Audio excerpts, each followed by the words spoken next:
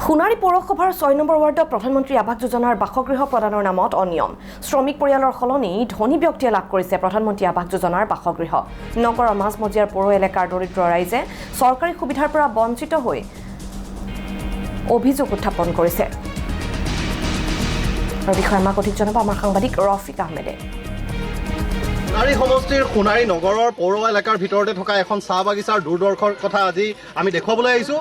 সোণাৰী জবকা বাগিচাৰ বানফেৰা লাইনত যিসকল দৰিদ্ৰ শ্ৰমিক আছে, সেই শ্ৰমিকসকলে আজুকি প্ৰতি তেওঁলোকে যি মৌলিক অধিকাৰ, তেওঁলোকৰ যি অন্ন বাসস্থান তেওঁলোকে পাব লাগে, সেয়া যেন পোৱা নাই। হাৱা বতাহত মোৰ ঘৰখন ভাঙি দিলে। হাৱা বতাহত ভাঙিলে, তাৰপাছত মই কেইবাবাৰ এপ্লাইও দিলোঁ। এপ্লাই দি মোৰ ঘৰটোতো চালেই ছাৰ, ঘৰটো চালে মোক যে ঘৰ দিয়া নাই এতিয়ালৈকে। মোৰ ঘৰ আগফালে চাইছোঁ মই, যোনবিলাক নাপাব লাগে এইবিলাক পাই আছে, লেকিন মোৰ ঘৰটোতো চালেই ছাৰ, ভাঙা টুটা আছে। মোৰ ঘৰত পানী পৰি আছে, মই ঘৰ পোৱা নাই কেনে।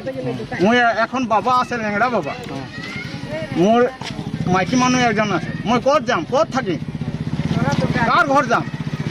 হয়, দেখা গৈছে যে এইগৰাকী লোকৰ বৃদ্ধ পিতৃৰ সৈতে এটা ভঙা জুপুৰিত থাকে, কিন্তু আজিলৈকে তেওঁ এটা বাসগৃহৰ কাৰণে যি চৰকাৰী প্ৰধানমন্ত্ৰী আৱাস যোজনাৰ বাসগৃহ আছিল, সেই ঘৰটো পাবলৈ সক্ষম হোৱা নাই। আৰু এগৰাকী যুৱক আছে যি জনমান, তেওঁৰ পৰা জানিব বিচাৰিম, কি ক'বা তুমি?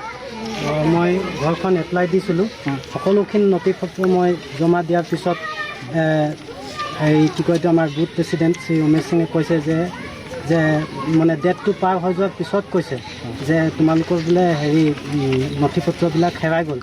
কিন্তু সেইটো কোৱা নাই যে দ্বিতীয় পৰ্যায় কেতিয়া আহিব বা আহিবনে নাহে, সেইটোও কোৱা নাই। বিশেষকৈ মই বিকলাংগ, আৰু বিকলাংগ হোৱাৰ স্বত্তেও মই যিটো ঘৰ এপ্লাই দিছিলোঁ, আজিলৈকে মই সেই ঘৰটোও পোৱা নাই। আৰু অৰুণোদয় আঁচনি যিটো চবেই পাইছে, সেইটো ময়ো পাব লাগে, কিন্তু সেইটোও মই নথি পত্ৰ দিয়াৰ পিছতো সেইবিলাক মই মোৰ ভাগত মানে নাপালোঁ মই।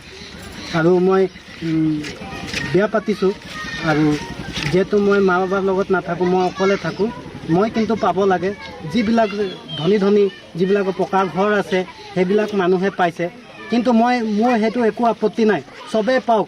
মই অসম চৰকাৰক আহ্বান জনাইছোঁ যে চবেই পাওক, আৰু যিবিলাকে দুখীয়া দৰিদ্ৰতা সেই তেওঁলোকেও পাব লাগে বুলি মই অসম চৰকাৰ শ্ৰী হিমন্ত বিশ্ব শৰ্মা দেৱক মই আহ্বান জনাইছোঁ। হয়, দেখা গৈছে যে এইসকল শ্ৰমিকে ইতিমধ্যে দেখা গৈছে যে তেওঁলোকৰ যি বাসগৃহ তেওঁলোকে পাব লাগিছিল, সেই বাসগৃহ পোৱা নাই। ইয়াত আৰু এগৰাকী মহিলা আছে, বৃদ্ধ মহিলা, তেওঁৰ পৰা আমি জানিব বিচাৰিম, কি ক'ব, আপোনাৰ কি সমস্যা হৈছিলে? আমাৰ ঘৰ মানে বতাহ বৰষুণত ঘৰটো মানে উৰাই লৈ গ'ল। তাৰপিছত পানী পৰিছে, মাতিলোঁ তাক, তোমাৰ চাবি বুলি পেলাই, সি নাচালোঁ, নোসোমালোঁ।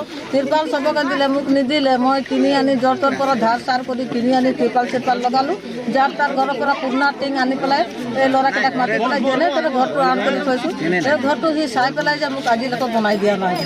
মানে বেলেগে পাইছে, মানে মই পোৱা নাই। থকাকেইটা পাইছে, মানে মই পোৱা নাই। সেইটো কেনেকুৱা কথা? ৰফিক আহমেদ, আপোনাক ধন্যবাদ জনাইছোঁ।